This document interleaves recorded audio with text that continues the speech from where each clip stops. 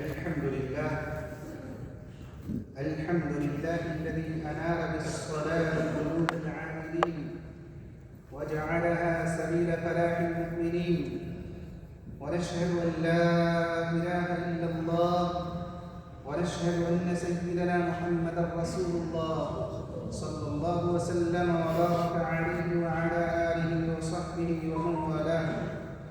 أما بعد فأوصيكم عباد الله ونفسي بتقوى الله. قال جل في علاه: وأن أقيموا الصلاة واتقوه. محترم سامعین، اصحاب ایمان، ہمارا آج کا خطبہ ایک ایسی عظیم عبادت کے بارے میں ہے جو تمام عبادات کی معراج ہے، جو تمام اطاعت ربانی کی سردار ہے، جو قرب الہی پیدا کرنے کے تمام طریقوں کا خلاصہ و نچوڑ ہے،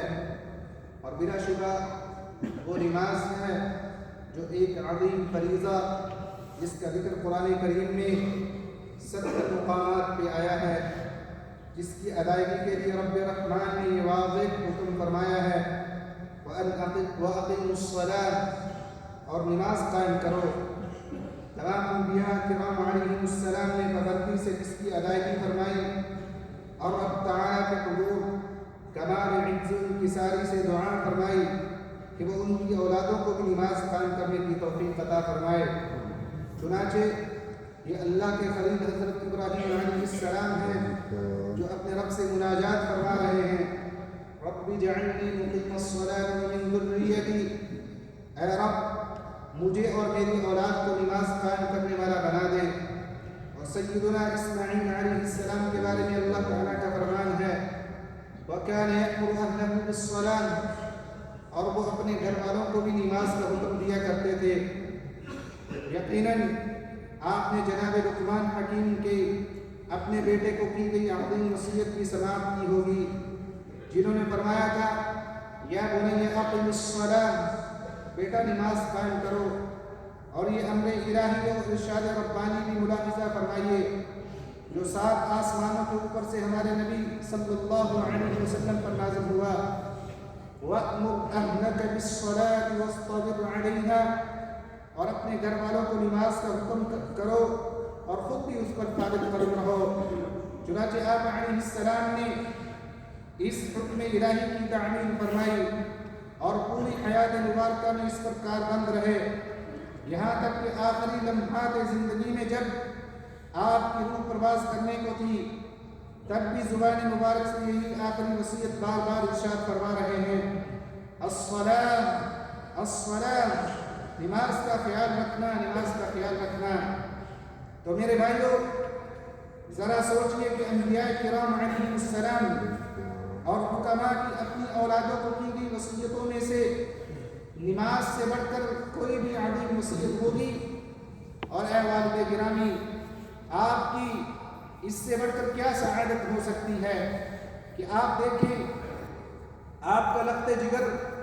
رب تعالیٰ کے حضور نماز ادا کر رہا ہے، قرآن مجید کی تلاوت کر رہا ہے، عاجزی و انکساری سے اپنے رب سے مناجات کر رہا ہے، سجدہ رکوع کر رہا ہے۔ اندازہ کیجئے یہ منظر کتنا آپ کی آنکھوں کی ٹھنڈک کا باعث ہے، آپ کے دل و جان کو کتنا خوش کرنے والا ہے۔ تو کیا یہ منظر بہتر ہے یا پھر یہ کہ آپ اپنے بچوں کو نماز کی ادائیگی سے غافل اور اس کے حق میں خدا اور لاپرواہ دیکھیں؟ هل يستويان مثلا، کیا دونوں کی حالت برابر ہے؟ اے عباد الرحمن، اپنے بچوں کے دلوں میں نماز کی محبت راسخ کریں تاکہ جب وہ نماز پڑھیں تو رب تعالیٰ کے روبرو کھڑے ہونے کی لذت محسوس کریں، اور رسول اللہ صلی اللہ علیہ وسلم کے اس فرمان مبارک میں غور و فکر کریں: وَجُعِلَتْ قُرَّةُ عَيْنِي فِي الصَّلَاةِ، اور میری آنکھوں کی ٹھنڈک نماز میں رکھی گئی ہے، تاکہ ان میں اس بات کا شعور و ادراک پیدا ہو کہ نماز نہ جسمانی حرکات کا نام نہیں اور نہ ہی کوئی بوجھ ہے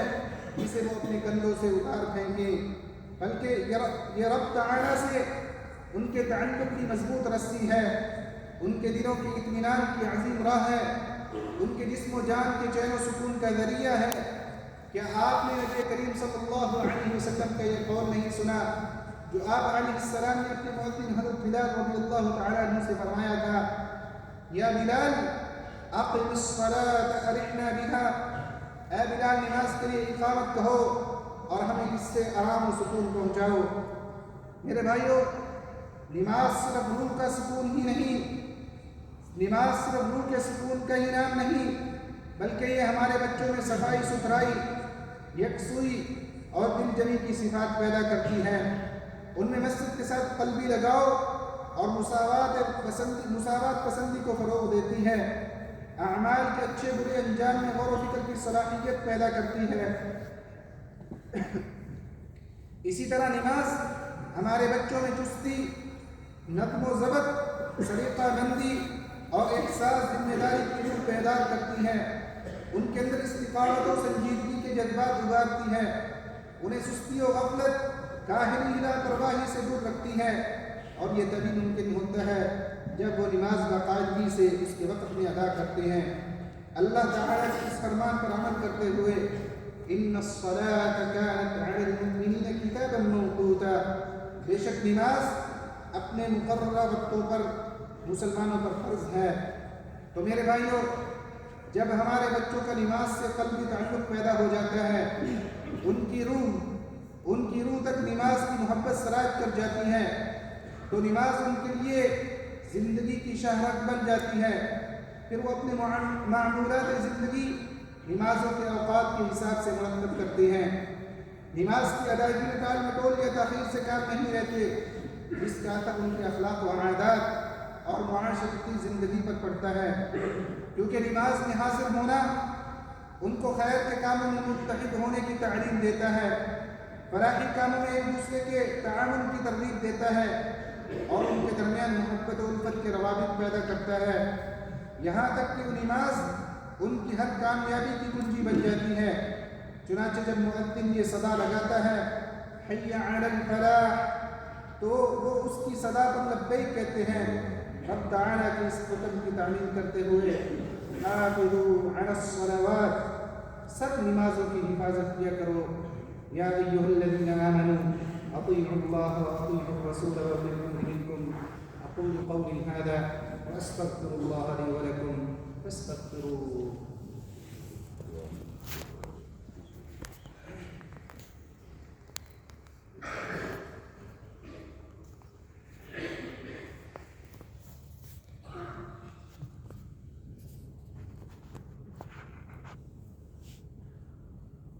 الحمد للہ وحدہ والصلاة والسلام علی من لا نبی بعدہ، اما بعد۔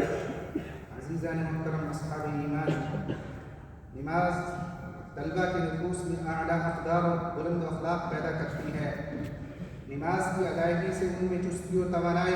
از سر نو بحال ہو جاتی ہے، ان کے ذہن فکر و تدبر کرنے کے عادی بنتے ہیں،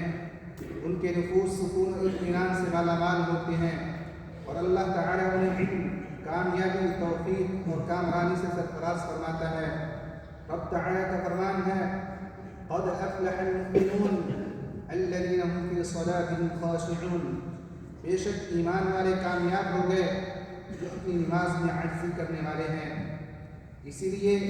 وزارت تعلیم نے ہمارے بچوں کے دلوں میں نماز کی اہمیت و عظمت اجاگر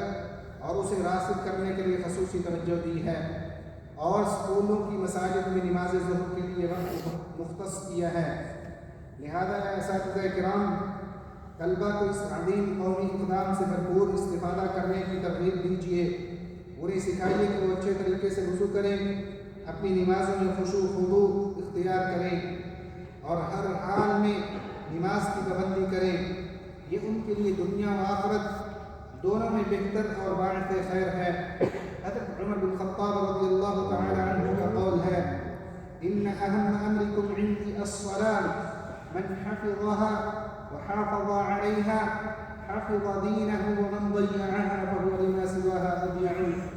تمہارے کاموں میں سے سب سے اہم اور ضروری کام میرے نزدیک نماز ہے، جس نے اس کی حفاظت کی اور اس پر مداومت اختیار کی تو اس نے اپنا دین محفوظ رکھا، اور جس نے اسے ضائع کر دیا تو وہ اس کے علاوہ دیگر چیزوں کو بطریق اولا ضائع کرے گا۔ لہٰذا طلبہ کو نماز کے مقاصد، اس کی عظمت کے بارے میں آگاہی دیجیے، اس کے فوائد و احکام سکھائیے، انہیں ترغیب دیجیے کہ وہ اپنے لیے، اپنے اہل و عیال کے لیے، اپنے وطن کے لیے اور اپنی قیادت کے لیے خوب دعائیں کیا کریں۔ هذا وصلی اللہم وسلم وبارک علی سیدنا ونبینا محمد وعلى آلہ وصحبہ والتابعین، وارض اللہم عن ابی بکر وعمر وعثمان وعلی وعن سائر الصحابة الأكرمين۔ اللهم زد أولادنا حفظا وهداية توفيقا ورعاية، واجعلنا اللهم بك مؤمنين ولك عابدين، وعلى صلواتنا محافظين، وبوالدينا بارين، وارحمهم كما ربونا صغارا يا أرحم الراحمين۔ اللهم احفظ دولة الإمارات وتولها برعايتك وحفظها بعنايتك يا رب العالمين۔ اللهم احفظ بحفظك الشيخ محمد بن زايد رئيس الدولة، وأدم عليه لباس السداد والحكمة، ووفقه ونوابه وولي عهده الأمين، والشيخ محمد بن راشد وولي عهده ونوابه وإخوانه حكام الإمارات وأولياء عهودهم لما تحبه وترضاه۔ اللهم ارحم الشيخ زايد والشيخ راشد والقادة المؤسسين، والشيخ مكتوم والشيخ خليفة بن زايد والشيخ حمدان وشيوخ الإمارات الذين انتقلوا إلى رحمتك، أدخلهم بفضلك فسيح جناتك، واشمل شهداء الوطن برحمتك وغفرانك۔ اللهم ارحم المسلمين والمسلمات الأحياء منهم والأموات، اللهم اسقنا الغيث ولا تجعلنا من القانطين، اللهم أغثنا، اللهم أغثنا، اللهم أغثنا۔ عباد الله، اذكروا الله العظيم الجليل يذكركم، واشكروه على نعمه يزدكم، وأقم الصلاة۔ اللہ